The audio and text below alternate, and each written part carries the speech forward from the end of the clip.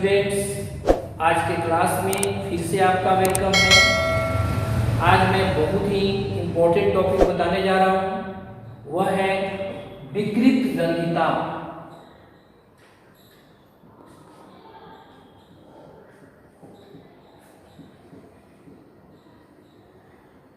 English में रैनसिडिटी कहते हैं। देखिए, ये नाम से ही पकड़ा जा रहा है कि क्या है। विकृत मीन्स खराब होता है और गंधिता बना है गंध से, मतलब खराब गंध। ठीक है, तो यह एक ऐसी घटना है जिसमें वसायुक्त या तैलीय खाद्य पदार्थों का गंध एवं स्वाद और रुचिकर हो जाता है। और रुचिकर मीन्स जो हम लोग को पसंद नहीं होता है, विकृत गंधिता है। जैसे आप देखे होंगे कि कुरकुरे, आलू चिप्स, घी, मक्खन, ये सब चीज़ अगर खुला में ज़्यादा दिनों तक रख लिया जाता है या किसी डिब्बा में रखा जाए जो ज़्यादा टाइट नहीं हो, उसमें एयर चल जाता हो, तो उनका गंध और स्वाद धीरे धीरे खराब हो जाता है, जिसको हम लोग खाना नहीं चाहते हैं। तो यह घटना जो है विकृत गंधिता का होता है। ठीक है, विकृत गंधिता होता क्यों है, तो यही सुन लीजिए। तैलीय खाद्य पदार्थ जो होते हैं वह वायु में उपस्थित ऑक्सीजन से अभिक्रिया करके ऑक्सीकृत हो जाते हैं, और ऑक्सीकृत होने के कारण ही उनका गंध, उनका स्वाद और रुचिकर हो जाता है, जिसको हम लोग पसंद नहीं करते हैं। तो विकृत गंधिता क्या है और क्यों होता है, आप समझ गए होंगे। मैं इसका परिभाषा लिख देता हूं। वसा युक्त या इसको तैलीय बोलिए, तैलीय खाद्य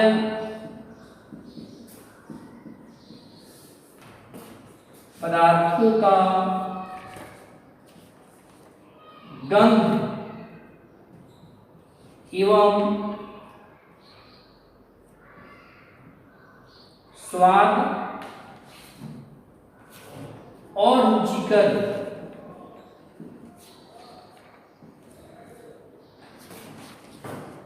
हो जाने की घटना को विकृत गंधिता कहते हैं।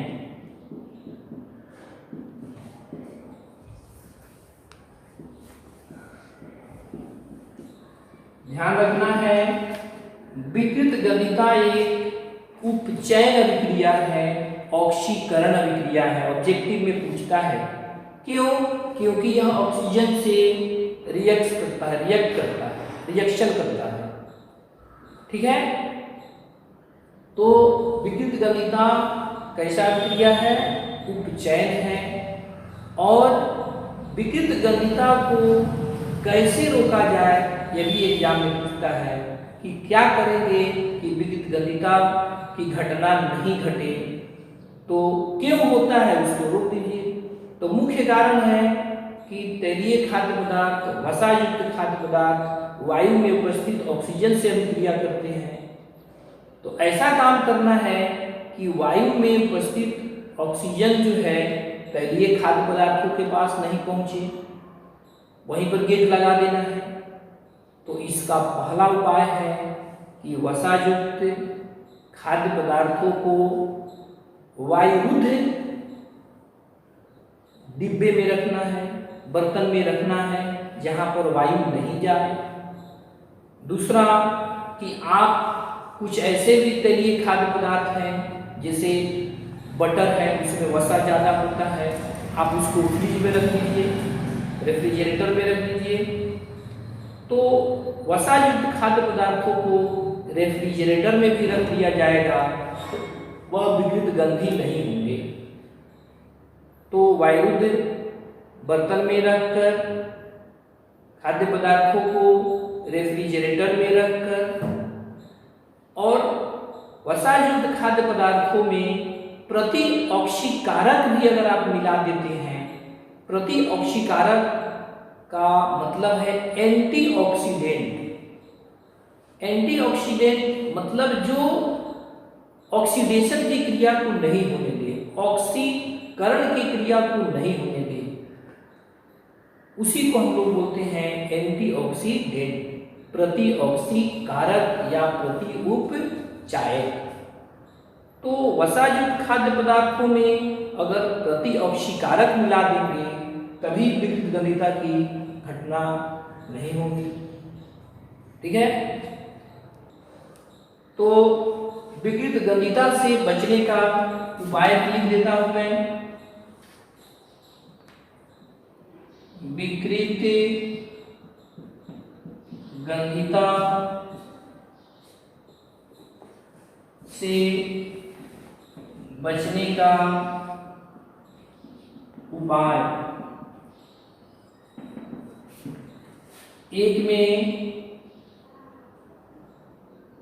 खाद्य पदार्थों को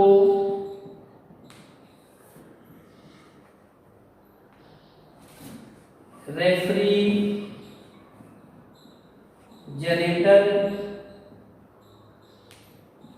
में रखकर, अब देखिए सभी खाद्य पदार्थ को रेफ्रिजरेटर में नहीं रखना है। तैलीय खाद्य पदार्थ को, सभी तैलीय खाद्य पदार्थों को नहीं, अब कुरकुरे को नहीं रखिएगा, कुरकुर करेगा वो खत्म हो जाएगा। बटर को रखिए, घी को रखिए, ये सब को रखिए। दूसरा है यहाँ तैलीय खाद्य पदार्थ में, यहाँ तैलीय भी लिख सकते हैं या वसायुक्त भी लिख सकते हैं। खाद्य पदार्थों को वायु रुद्ध बर्तन में रखकर, तीसरा है कि खाद्य पदार्थों में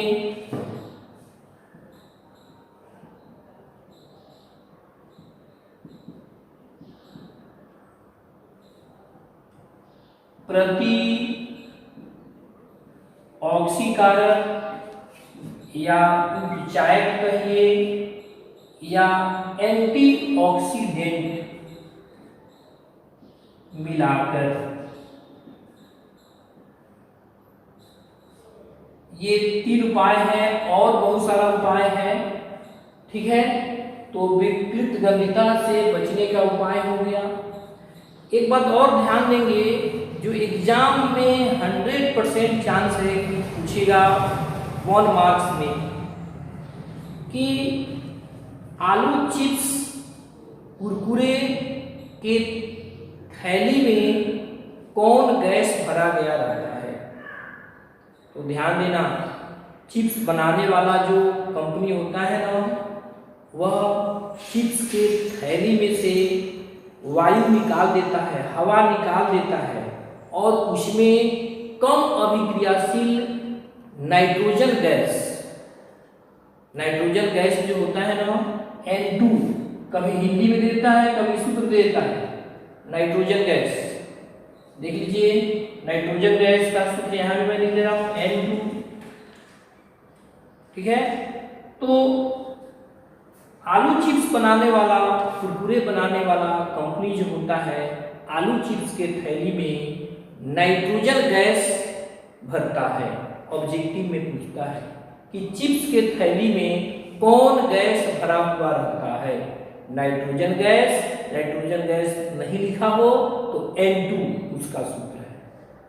ठीक है, तो ये सबसे इंपॉर्टेंट आज का क्वेश्चन है कि आलू चिप्स के थैली में कौन सा गैस भरा हुआ रहता है। अब मैं अपने नेक्स्ट वीडियो में इस एक्सरसाइज का सभी क्वेश्चन बताऊंगा, ठीक है।